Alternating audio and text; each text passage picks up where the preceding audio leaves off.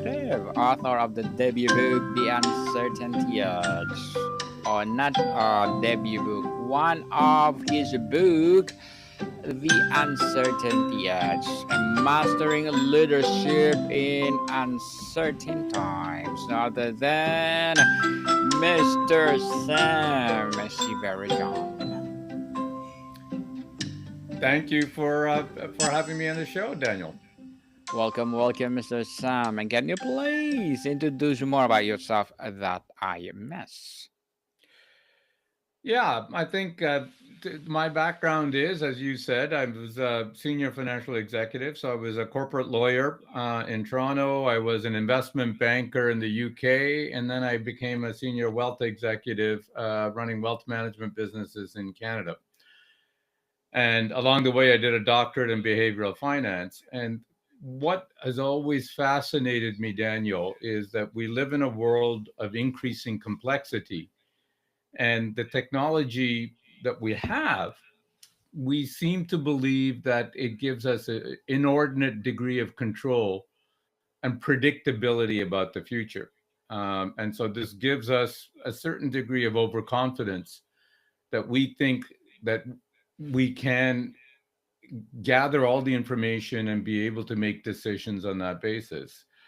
But the issue is that that's actually wrong. And we're seeing it over and over again that we're wrong, right? So, I mean, the pandemic is a great example. Um, we've known about airborne diseases and things like that, but I don't think anybody had predicted the level of impact that this was going to have on the world for the years that it did and the aftermath. It's not 5 years later, and it still has. We see this in business. Your listeners will remember perhaps about a year and a half ago, there was a container ship, the Dali, that ran into the bridge in Baltimore unexpectedly and knocked that bridge down, and it shut down trade and commerce for almost three months. Just at the beginning of October, there was a lot of trekkers climbing Everest to base camp. So not all the way to the top, but the base camp. And this is prime trekking season. This was booked for weeks and months in advance. The weather generally cooperates. They had experienced guides, but there was a freak snowstorm that basically stranded 1,000 people for a weekend. So this is all uncertainty. So it affects our lives in business. It affects our lives as citizens. It affects our personal lives. And we can't predict it, but we can get better at being able to adapt and be resilient. And that's really been the focus of this book that I've written. It's a combination of practical experience of in working in different companies and different industries in different countries, but also a lot of the doctoral research work that I've done on how you can make better decisions when you don't have perfect information. Mr. Sam, thank you so much for sharing your knowledge and wisdom to the world. Thank you. Your book argues that seeking certainty is a losing strategy. What is the most common misconception about embracing uncertainty that you have to correct with leaders? I think it's exactly what you said. I think that the most leaders there's a tension between rushing into things, what I call haste, or waiting for perfect information, which I call hesitation. And the reality is that you can't do either. Both of them are recipes for disaster. What you need is to get a balanced path forward where you can collect as much information as possible. And I think there lots of leaders make a mistake.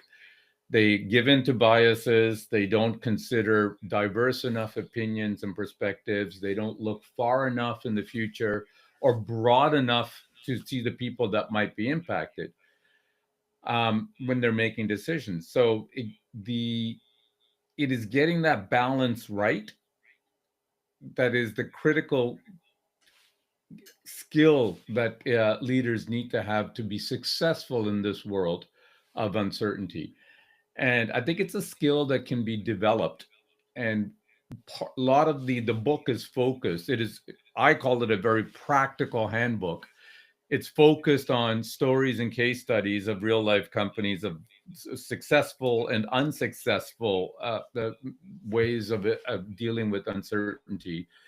But in it comes a whole set of practical frameworks and tools that readers can be able to use to navigate uncertainty, whether it's in their personal lives, whether it's in their careers, or whether it's in leadership roles in companies or in organizations that they're with. Why is the pursuit of perfect certainty so psychological seductive, even when we knew it's possible? And how does it ultimately undermine decision making, Mr. Sam? That's a great question, Daniel. And I think there's a few factors there. I think we've had, I would say, over the last 100 years, this rich relationship with technology. For most of us, we flick the light switch on and power comes on and we have light. We turn the taps and we get water. We turn the thermostat, we get heat. And so there is this belief that we can control outcomes with the right inputs. And of course, over the last 25 or 30 years, we live in a very data rich business environment with Google, with now with AI. So all information is available at your fingertips. So it leads to this almost hubris that we believe that we can find anything. And so waiting for perfect information is possible. It's just a matter of putting in the time and using the right algorithm or the right keywords to search. But there are just things that are not knowable because of the way things are interacting. So, a lot of what we've seen, for example, in an increasingly complex world, there are systems that are interacting, and it's impossible to predict how those interactions are going to work or when they fall apart. So, COVID is again a great example. Nobody was able to predict how fast it was going to move and how wide it was going to move and the impact that it was going to have. It isn't that we didn't know different pieces of it or elements of it. It's the interactions of it that created the complexity that becomes very, very hard, if not impossible, to predict. The title is Uncertainty Edge. How do you find these edge and in a practical terms? What does it look like when individual or organization has it over their competitors? So EDGE actually is an acronym that stands for the frameworks that I describe in the book. So the first one is established. So you need a stable foundation from which you can make a decision on. So here there are four key elements to it. You need to establish control. So focus on what you can control and release the things that you can't. The second element is align. So you need to ensure that the actions that you're taking are aligning with your core priorities. The third is span. So we need to balance immediate steps with long-term vision. So, we have to think in multiple time horizons. It's not just what we need today or what we need in 10 years from now. We need to be able to balance both. The fourth element is to set up metrics and track what truly matters. So if it's important to get done, then we need to find a way to measure it. So that's the foundation that you need, all individuals and organizations need to as a foundation before you can address uncertainty. Then the three elements are diagnose, which is the D, which means that you need to assess the information that you have objectively, cut through the noise and bias. And we're all susceptible to biases. The next element is go, meaning moving smart without hesitation or haste. So what we just talked about, this is the critical element. You can have all the information that you want, but you many leaders get stuck in either rushing in blindly or analysis paralysis. We want another spreadsheet model done. We need another PowerPoint presentation. We need another analysis. And the last thing, and I think is also very important, is evolve. So you need to pivot with purpose, not panic. The boxer Mike Tyson famously said, everyone has a plan until they get punched in the mouth. And the reality is, no matter how great our plans are, personally or professionally, we're going to get punched in the mouth. So the key is to be ready for those punches in the mouth, and then be ready to adapt or evolve our plans. The key here, Daniel, for your listeners, is that you can stay fixed on your goals, but you have to remain flexible on the approach or the route that you take. The analogy I always use is a GPS.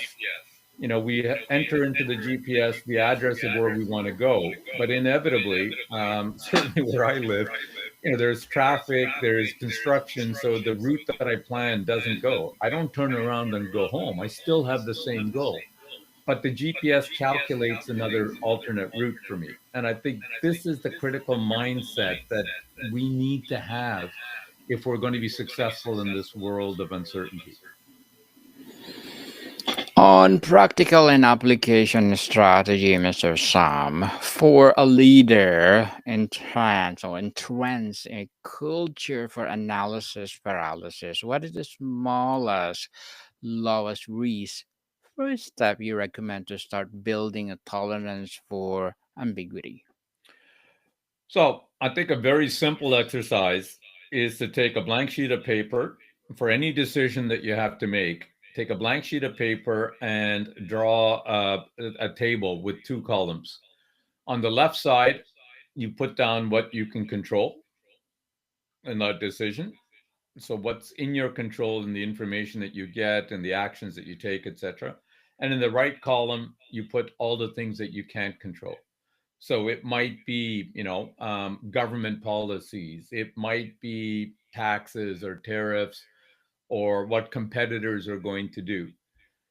I think this is a very critical exercise. Most people tend to focus and obsess on things that they can't control, but all the worrying, all the effort, all the analysis that you spend on things that are outside of your control is wasted effort and wasted resources. So, listing that is the smallest, easiest tool to help you focus your attention and your resources on the left column, the things that you actually can control, where your time and effort is well spent. Your purpose a framework for leveraging uncertainty or uncertainty. Can you walk us through its core components and how they work together to turn ambiguity into an advantage? So the edge framework is really going through the steps that I mentioned, and in each of those steps, or each of those elements of the framework, there are checklists and tools that I go through in detail in the book. The they work well together and in sequence, but they also work independently. And so, one of the things I encourage readers to do is to actually read the book to get a full sense of each of the elements and how they work. But there are case studies of companies, like whether it's Microsoft dealing with the rise of cloud, where Microsoft was nowhere to be seen, to figure out how they were going to adapt, uh, to Ford that almost went bankrupt and how they turned it around. I use all of these case studies and the frameworks to demonstrate and illustrate to people how they can use these tools and these case studies for specific issues or challenges they're dealing with. I think the key, Daniel, is to, as I say, work through systematically, and build your foundation. What Identify what you can control, aligning your actions with your priorities, spanning making sure that the decisions that you take are not right, not just right for now, but also right for 6 years from now. And then tracking your progress along the way. I think that is critical because those are the things that you do when when it's not a storm outside, when you're not facing uncertainty. If you can get those things in place, then the next elements of diagnose, go, and evolve allow you to dynamically be able to address uncertainty when it hits you. So you have the tools in place to be able to diagnose the situation properly, develop a go plan or an action plan that is well thought out, and a prepared the systems, the frameworks, the tools, the people to be able to evolve and adapt as the situation unfolds, perhaps not exactly as you had planned or anticipated it would be. Should companies approach innovation and strategy like venture capital portfolio or making many small bets in uncertain areas? How does this work in practice? That's a great question, and I think the answer is a combination of both. But the maybe I can tell you a story that is in the book, but it's about a wildfire that took place in Montana in a place called Man Gulch 75 years ago, and the firefighters got trapped because the wildfire got out of control, and but they were in a canyon and they couldn't get out, and the escape route was cut off. So while all the firefighters tried to outrun the fire, the leader did something that had never been done before. He stopped running, and he set fire to the grass in front of him, creating what's now called an escape fire. So it's a small fire that starved the main fire of any fuel, and that saved his life. And while most of his men unfortunately passed away in that wildfire, so that is an innovation. It had never been done before, and all this leader Wagner Dodge did is he's taken his training and experience and applied it to a new situation. And to answer your question, that's what really innovation is. It's not radically new. It is taking your training and experience and being able to adapt it in new ways.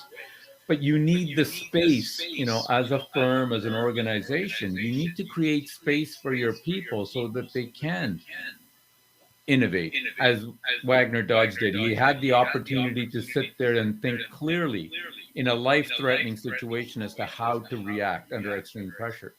I think if we create systems, and this is part of what the uncertainty edge tries to do, is to give the tools so that people can create the space for their teams so that when uncertainty strikes or when they need to innovate, that they're being able to think methodically, they're able to think clear-headedly, so that they are able to take the training and experience that they already had to be able to think of new ways to be able to innovate, to be able to be creative.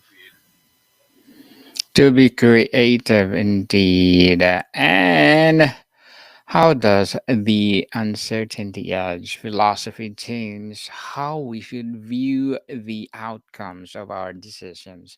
Does it make success or failure more about the quality of the process than the result? Brilliant question. And absolutely the last part of what you said. It's the process that is important, not the outcome. Because outcomes are, again, one of the things that we've talked about earlier, Daniel, is what's in your control and what is not in your control. So, outcomes are not in your control. There are all sorts of factors that may influence the outcome. Government policy, the competitors, the market environment, all sorts of things. All you can control is your input, which is the process. And most decisions that we make are what I call repeated decisions, repeated outcomes. So, if you decide that you are launching a new sales initiative, for example, or you're going to make an investment if you're a financial advisor or a personal investment. I mean, look at Warren Buffett. Warren Buffett makes decisions on investments every day, but not all of those decisions are going to work out right, but most of them do. Why? Because he's got a process that he's refined that ensures that he's thinking about things the right way without bias. He's considering the right perspectives, etc. So it is the process that, if you get right, will maximize the likelihood of you getting good outcomes most of the time. And that's the message that really the uncertainty edge is trying to put. It's not that it's going to give you perfect decisions, but it's going to give you a process to make better decisions in the face of uncertainty so that you can maximize the likelihood of better outcomes. Interesting, Mr. Sam. But before we wrap up our discussion for today, I'm inviting you to please listen to my other podcast, people, because my abstract essay is already in fifth season. Abstract poetry in second season, and my book 101 review in fifth season too. Comedy 101 in second season, and my food 101 in fifth season as well. Geography 101, love letters, movie 101, and music 101 are on fourth season. And my baby podcast, Law 101, mental health 101, and Bible verses 101, science 101, and sex 101 in its second season. Please listen to them wherever you listen your podcast. So, Mr. Sam, if you could leave our audience with one actionable purpose in your book, what would it be? One actionable purpose? I'm not sure I Yes. understand what you mean. What actionable purpose that you can leave to your audience or our audience about the uncertainty age? So I think the one thing is that people should recognize that uncertainty isn't the threat. Your response to it is. And I think that clarity doesn't come from having all the information, but having a systematic approach to the information you do have. So, one actionable purpose is think about the decisions that you need to make, the most important decision that is facing you, and think about what it is that you control in that decision and what it is that you don't. The second thing I would say to people is what I call the 10-10-10 rule. Think about the what you how you will feel about this decision that you're going to make in 10 days, how you're going to feel about it in 10 months, and how you're going to feel about it in 10 years. And one more, Mr. Sam. How does the rise of artificial intelligence, which promises predictive power, change the game for leveraging human uncertainty? So this is where I may disagree. I don't know that AI it promises a lot of things. I don't think that we're in any place in the foreseeable future where it can predict events. It hasn't predicted that some of the things that we talked about. It hasn't predicted the political uprisings, etc. It hasn't predicted the weather. It hasn't predicted the Everest crisis that we talked about. The AI, like anything else, whether it's GPS, etc., is a tool, and it's a good tool if it's used the right way. Nothing Nothing now, nothing in the foreseeable future substitutes human judgment. And I think what we cannot forget is that success and thriving in the next 5, 10, 20 years is going to continue to depend on human judgment. And that means making decisions smartly, even without perfect information.